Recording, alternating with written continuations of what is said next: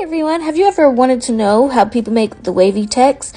I'm going to show you 2 super easy ways that you could do it. The first thing that you want to do is you want to go over to defont.com where you'll get the Keep on Trucking font.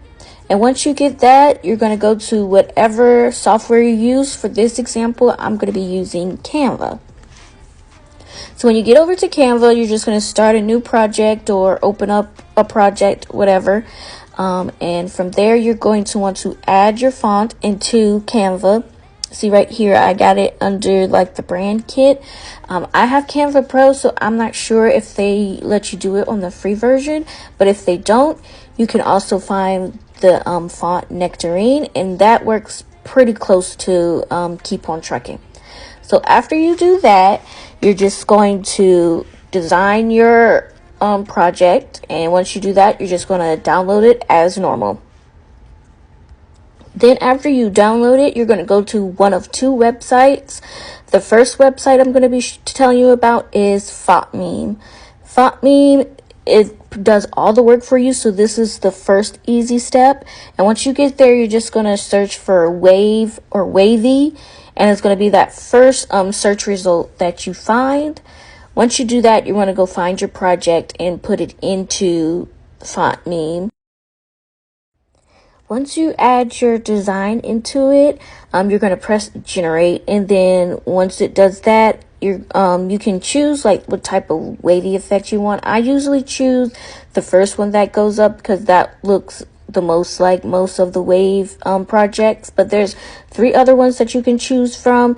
To me, they're like too wavy to use, so I just use the first one. So this is our preset A, and after this, it's free to be used in your design, so you just save it as normal. The next website we'll be using is Photopea. I think I'm saying it right. Here you have a little bit more freedom to how you want your design to look.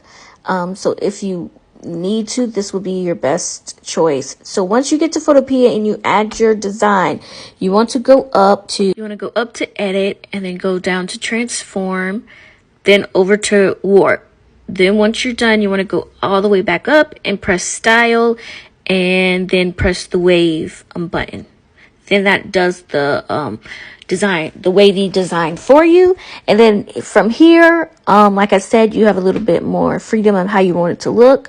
You can use the lines to like make it wavier, make it smaller, make the top or bottom more boxier. But just be mindful that when you do that, the design does kind of distort around the outer edges, making it look blurry when you go to save it and try to use it. But when you are done, you're just going to go up to the top, go to File, and you can save it as a PSD, or you could go down and export it to a PNG file. So I hope these 2 tips helped, and I'll see you on the next one.